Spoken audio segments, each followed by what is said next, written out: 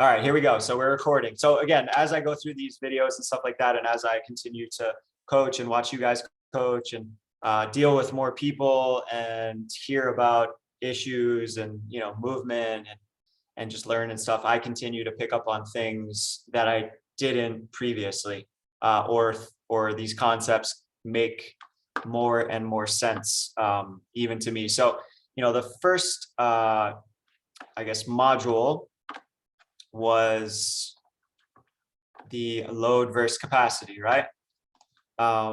So now, again, I don't want this to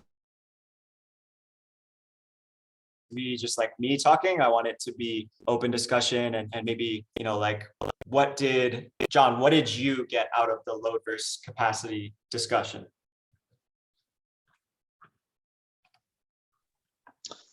The module I got about how to really talk with your clients about managing their stress, diet, sleep, that box they talk about in that. For me, I got really like sit down and really discuss and really learn your clients better personally. That's what I picked up on, and how to help them, not just like, oh, curl, like how to really help them, like beyond in the gym.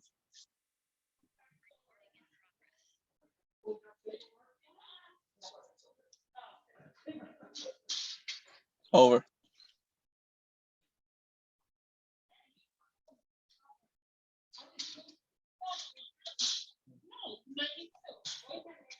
My fault. Patty, what did you? Okay, so can you guys hear me? Okay, so what I got was load versus capacity. Like every morning, everyone, doesn't have to be your client, it could be yourself, wakes up with a certain amount of load already built in with how your day is going to go, depending on your everyday schedule. And this goes for clients as well, because they're people just like us. And then as you add during the day, you're building and you're getting closer to the capacity of where your threshold, kind of like where it should stop. And if you continue that stress level, that's where you overload yourself, you overload your mind, your body, and you start breaking yourself down where it can affect you in everyday life, your sleep, your nutrition. It could affect your workouts. It could affect just how you are as your demeanor as a human being. So I found this module extremely interesting, especially like I threw myself into perspective, and also other members of my family waking up with a certain stress level of I have to do this today. And then on top of it, now I have to go to work and I have this many clients and then I want to work out and come home and have all this to do. And by the time I reach it, sometimes I'm over that threshold and I throw my body into like kind of a negative mode to say, because I kind of like set myself up for failure because I'm overloaded. My stress level is high and I can't perform the way I should, and it affects me throughout the week. So that's how clients are also. Like I kind of speak to them when I'm coaching them. How is your day? How's everything going? If they come in and they're like super revved up because something happened. Why are you guys laughing? Something happened. I kind of like want to bring their tone down to help them out with their workout, so they're not like, you know what I'm saying. Okay. Cool. Awesome. Arthur, how about you, my man? Can you hear me good? I don't know if I have good data. Fine. All right. I love that load versus capacity model. It's super relevant, and I think it is probably the most important thing that I spend time educating clients or patients I'm working with right now on. It really makes up, so much of what we do in our field, whether it just be, for performance or for rehab. It has, very widespread applications. And I like to think of it like an envelope. I don't know if you guys have ever seen me post about the envelope of function on Instagram, probably. It's like one of my favorite things to talk about. Where like different things put different loads on your body depending on your capacity to do them specifically.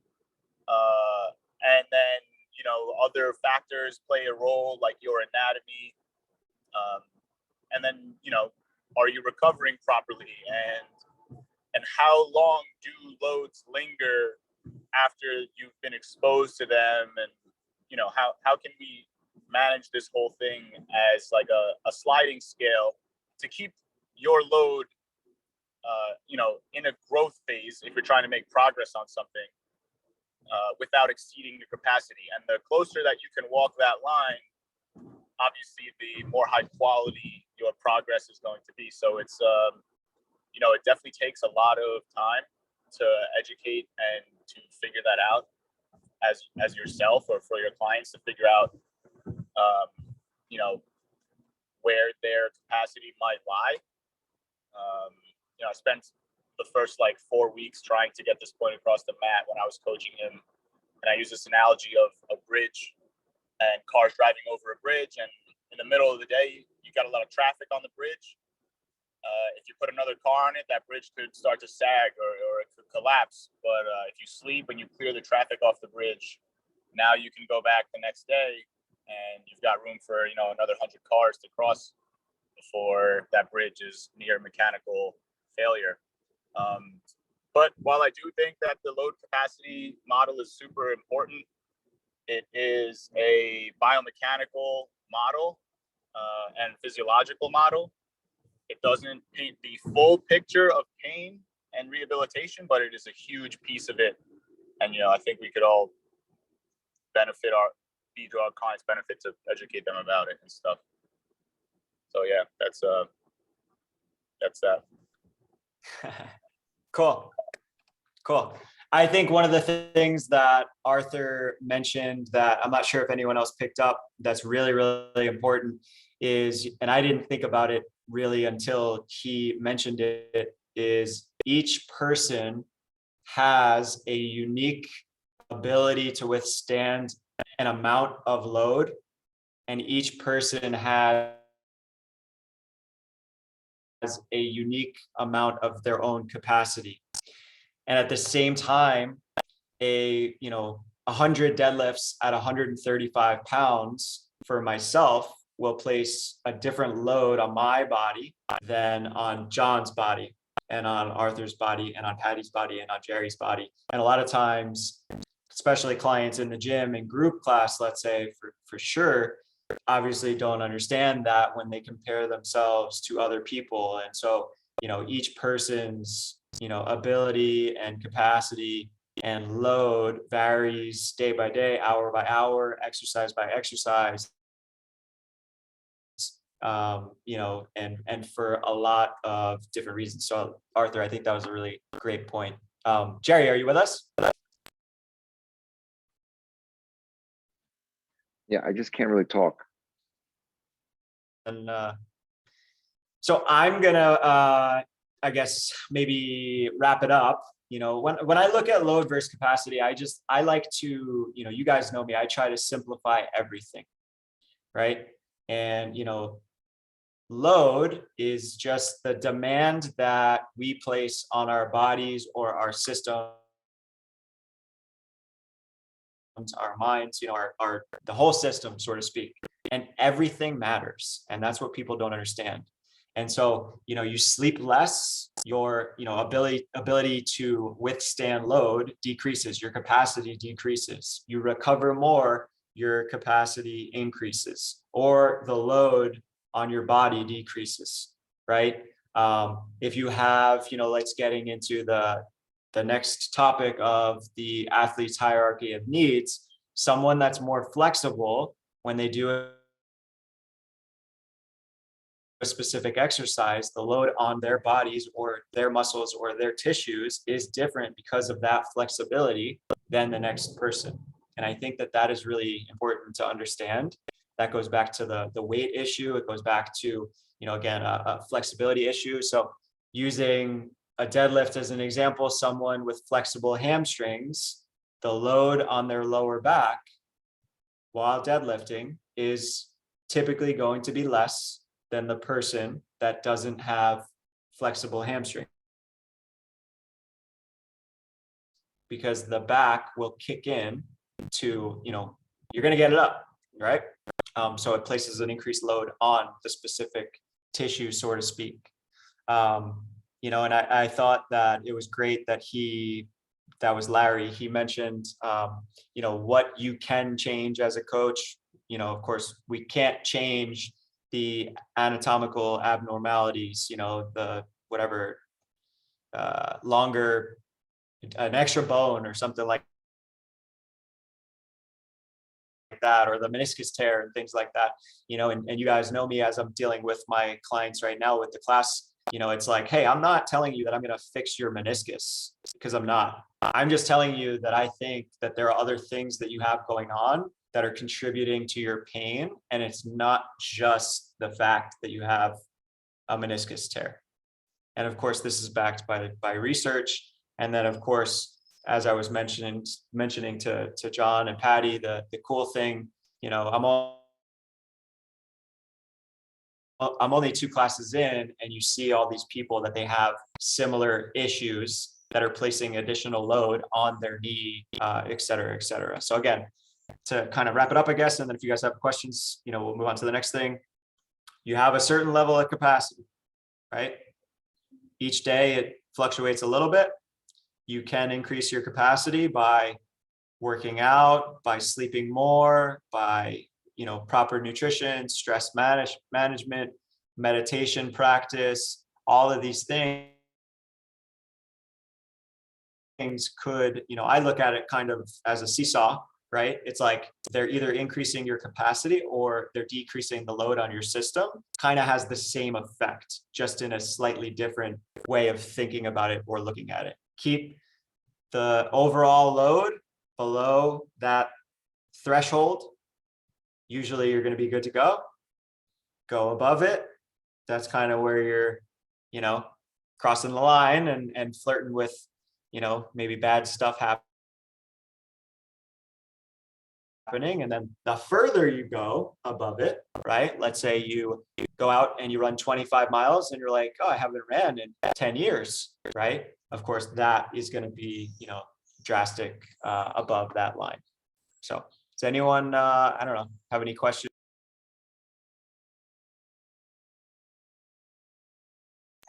I prematurely muted myself. Does anyone have questions or comments on anything that I just said or anything else?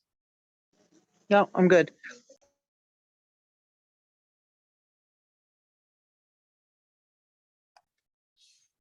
Cool.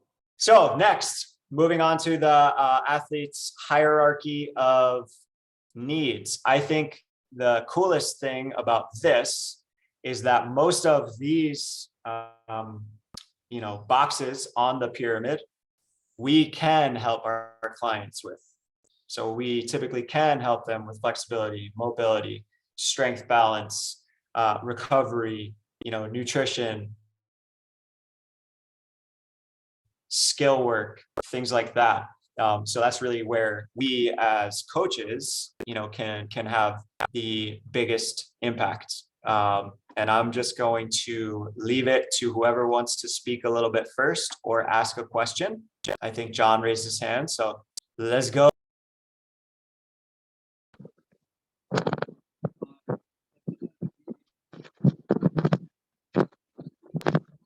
We can't hear you. You guys hear me? I can't hear you. Arthur, you can hear me? Thumbs up? I hear you now. Okay, cool. Sorry.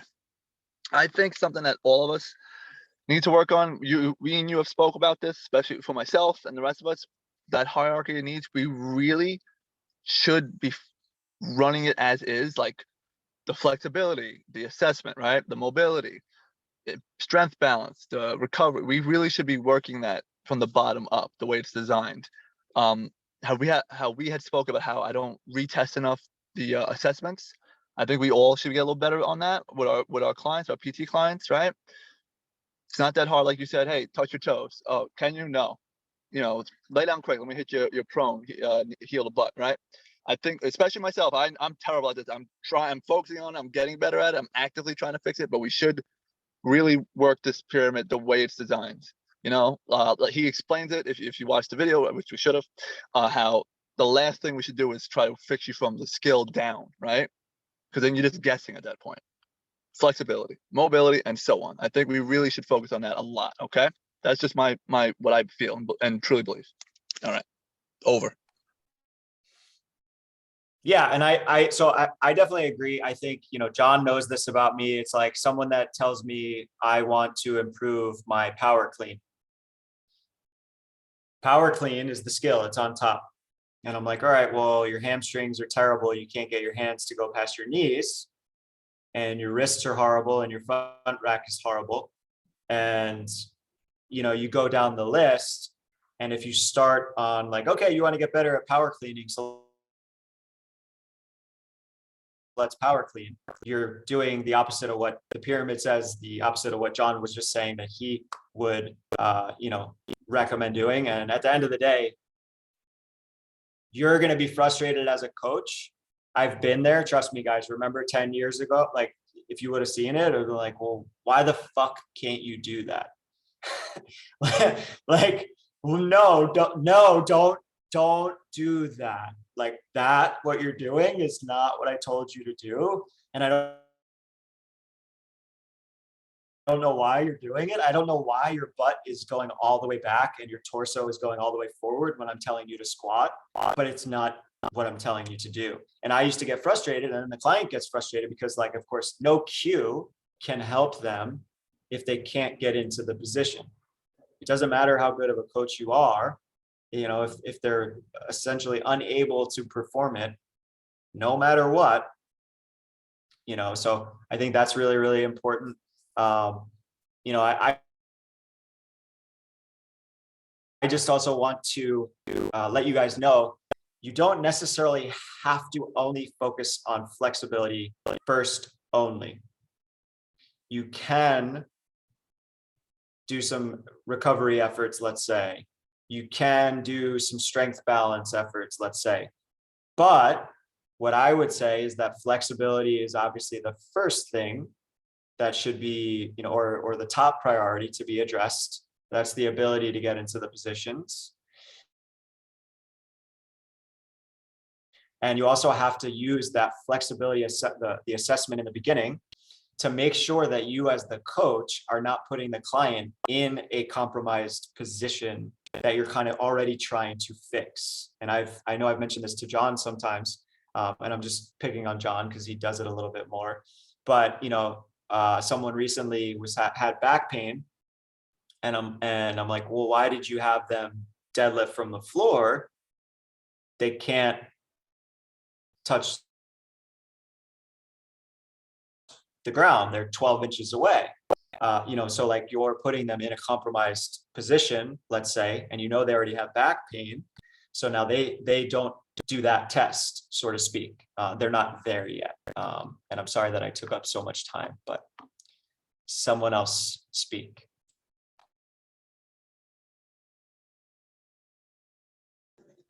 Okay, so I agree 100%. Yes, assessment, and then reassess every couple of months.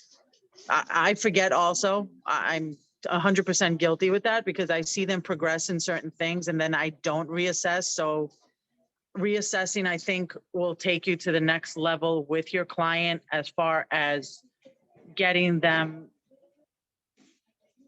doing different things so they can progress to where they're supposed to be instead of constantly doing repetitive movements when the initial problem may have gotten fixed a little bit.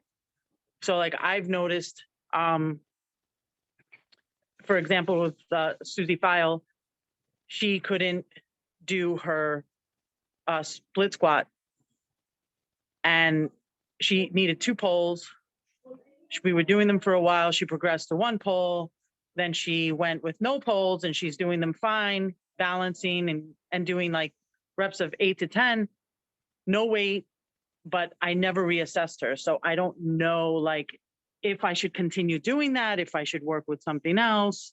So I think that's a, you know, like a huge factor where I miss it most of the time. Are you asking a question? No, I was kind of agreeing with John. Okay. I would say that might be a slightly different scenario because she just got stronger. And I think what isn't necessarily addressed on the active life's athlete hierarchy of needs is weight loss and nutrition coaching. And so if we're using someone that is, you know, let's say 25 pounds overweight, right? Let's say they're my size, they have 25 more pounds of body fat than me, and you know, like they're clearly overweight and having issues moving because of the weight. I have told you guys, this pyramid essentially does not exist for that client. Because if you have someone that is obese and you're focusing on flexibility and touching their toes, you're kind of missing just that they need weight loss and to move. Now, you can keep them in safer positions potentially. You know, if it's just uncomfortable for them to touch the ground or something like that, you might not have them deadlift from the ground. But if your actually like focus is on the assessment and flexibility and mobility and like strength balance, squat, deadlift, whatever, they need to lose weight and they need to work out. And, you know, a lot of times, again, if you lose 100 pounds, I guarantee that your flexibility is going to get better. You know, I'm willing to bet that it'll be better. Right. And then we can be like, okay, cool. Now it's optimization time, so to speak, or whatever. But it's using, you know, what is the biggest area of opportunity, or where is their biggest weakness? Let's focus on that first, and then we can, you know, kind of move to the next thing. So if the people that are super, you know, that are overweight, let's focus on weight loss and like exercise, right? But we're going to keep you safe, and, you know, we're not going to have you do these, you know, I don't know, power clean or whatever, right? They're not going to be able to do anyway. If you're super strong and you're not flexible, guess what we should work on? If you're super flexible and you're weak, guess what we should work on? If your recovery sucks and you're not sleeping and you're not drinking enough water, guess what we should work on? If you work out 6 days a week in group class, guess what we should work on? You know, so it's finding the piece of the puzzle that maybe, you know, kind of is the, let's say, the easiest to fix also. And then also maybe taking a look, like taking a step back and being like, okay, this person's working out 6 days per week and they're doing this for sleep, and their flexibility looks pretty good. And like their strength balance, like, oh yeah, on the step ups, they got, I don't know, 8, 7, and it's not that, you know, like, and seeing where you think the biggest area lies, and then you try to, you know, make an improvement there. And if you can improve multiple things at the same time, obviously that's great. So cool. Arthur, do you have anything to add? Not much. I think we you know, we talked about this pretty well. Just you know, you have to have the range of motion before you can be strong in it. It's a pretty basic principle. If someone can't get their arm overhead, how can you strengthen them overhead? They just don't have access to it. And if you're forcing that range of motion they don't have, you know, they're likely in a position that is they have very small capacity for, you're putting a load into it that they're not going to be able to tolerate, and that's not a good recipe, basically. Cool. Awesome. So flexibility, mobility, strength balance, recovery, skill. Again, weight loss and nutrition should be in there. Okay. You know, but of course that's outside of the scope of in the gym training wise. Okay. That's something that has to be addressed, obviously, with Emily, with a coach, you know, and obviously the workout doesn't affect nutrition, so to speak. Let me just see if I have any notes. I'm going to share my screen with you guys. I'm sorry that I didn't do this earlier. Where's that share screen button? Somebody help me out. Oh, it's in green. Cool. Can you guys see this? Yes. Cool. So this is, I think, easier to see in terms of the load versus capacity, and it's just telling you how things fluctuate, and the different colors are, you know, the different injuries and things like that. So previous injuries, workouts, work, stress, nutrition, rest and recovery, and that it fluctuates and that things can change. So I'll share this with you guys after, but I just wanted to have you see it, you know, because that was my plan all along and I forgot. So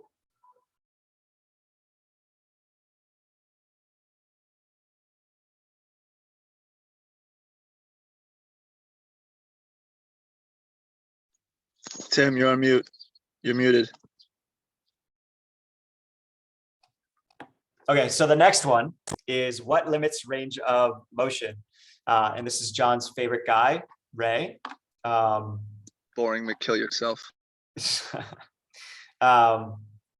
So who wants to go on this? Arthur, do you mind starting on this? I think this might be best for you to maybe touch on first. Sure, hold on. Sorry, dude, I didn't see that you were. Can you guys hear me? All right. Yes. What limits range of motion? That is, you know, obviously a pretty complex question. There's a lot of different answers. It can be muscle length, it can be bony architecture, it can be some sort of injury, an injury that has disrupted or violated some sort of structure, like a bone, ligament, or a muscle, or some sort of lesser injury that has caused this adverse muscular reaction that creates like a spasm, which is now, you know, a protective mechanism that is trying to limit someone's range of motion so they don't, you know, put themselves in a dangerous, I don't like calling any position dangerous, but a position that right there for them is not great. But there are also other things like psychologically that can limit someone's range of motion, which, you know, oftentimes we don't think about. But, you know, as coaches, it's definitely valuable for us to understand the weight that our words have when we talk to people. And, you know, I've noticed this a lot with what I do. If, you know, someone thinks that squatting below parallel is going to cause, you know, their knees to start to degrade, and in the back of their mind now, subconsciously over time develop this idea that, all right, this is as far as my knees should be going. I'm not going to go any further, whether it's in the gym, whether it's getting down on a couch, or so on and so forth. Same thing applies for, you know, any joint in your body, your back. People are, you know, hesitant to bend a certain way because they've had negative experiences in the past, and maybe you know, somewhere along the line, they heard that rotating was bad for them. So now they restrict their rotation. Obviously psychological factors they play a smaller role. That's definitely one that often gets like skipped, that someone might be holding on to. And it oftentimes is one of the tougher barriers to break for range of motion. But definitely most commonly what we see is probably, you know, muscle length or anatomical features that someone has in their body. And, you know, all that stuff is modifiable to a certain extent.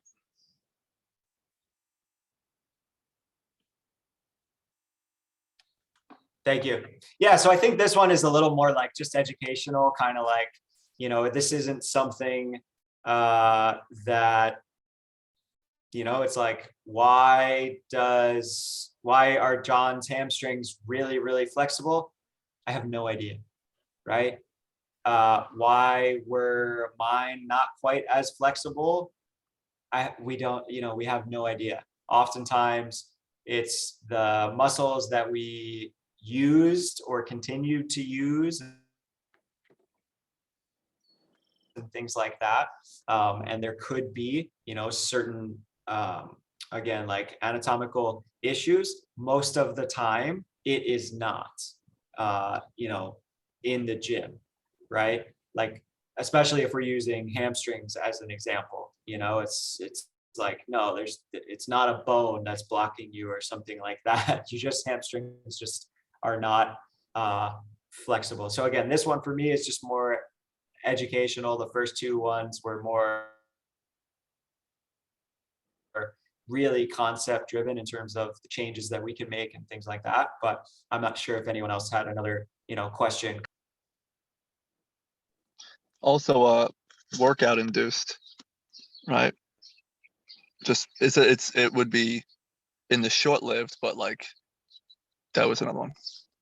That's a great point. So this is really great. So John, do you remember, and I think Jerry, and I don't know if Arthur and maybe Patty, but a couple of weeks back, I told you that I just couldn't like bend forward. I don't fully remember what it was or the exact scenario that it was. And I think like, I don't know what I did. My hamstrings were so sore and so tight for a few days after I did something, and I literally like couldn't reach past my shins, like if that. And it was for a couple days, and it was from, I don't remember what I did exactly, right? Or what it was, but I realized that, and I had to modify my workouts for a few days because of it, especially on a deadlift day. I was like, I'm not deadlifting today. Like I could barely get my hands past my shins. My hamstrings are so tight and so sore, and I just let them rest, you know, modified as it was. And then a couple days later, just went back to, you know, my previous range of motion. So that was specifically, you know, exercise movement induced, you know, limitation of range of motion on a little more like the drastic side, if I'm being honest. But it was definitely just something, I guess, to keep in mind. So John, awesome point, and thanks for bringing that up.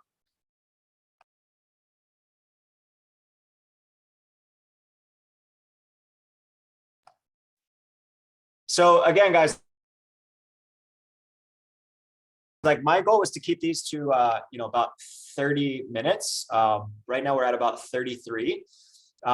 So, you know, if we have another 2 minutes, if there's anything that someone wants to ask or discuss, obviously at the end, we're going to like tie it all together and things like that. But I guess my key takeaways as I watched it again, is again, you know, helping our clients understand that it's not just the workout is why you're in pain, you know, or it's also not just one workout that is why you're in pain.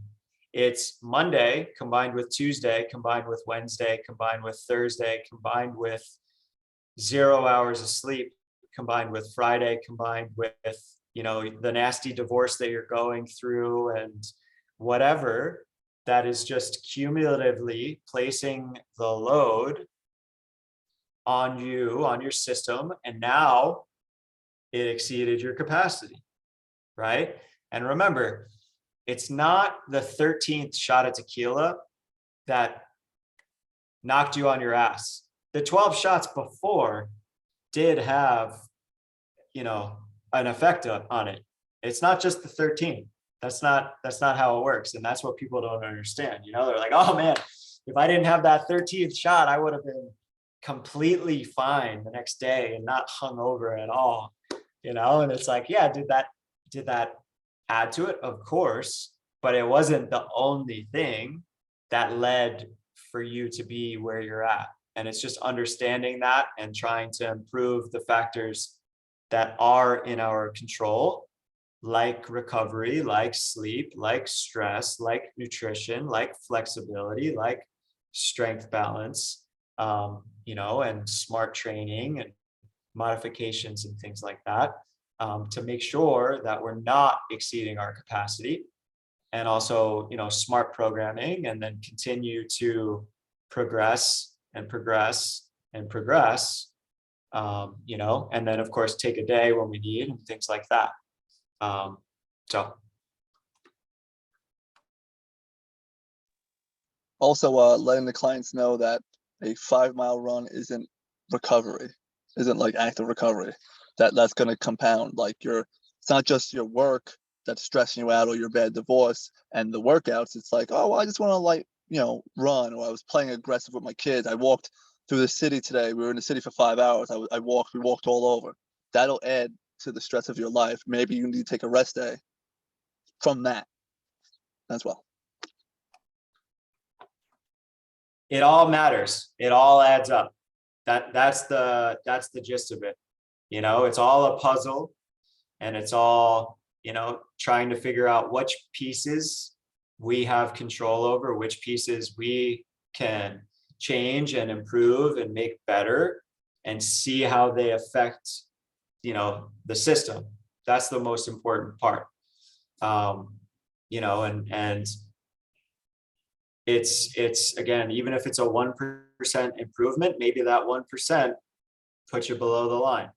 Sometimes that's all it takes, or 1% here, 1% there, can make a big difference. And yeah, using that as an example, John, that's a great example.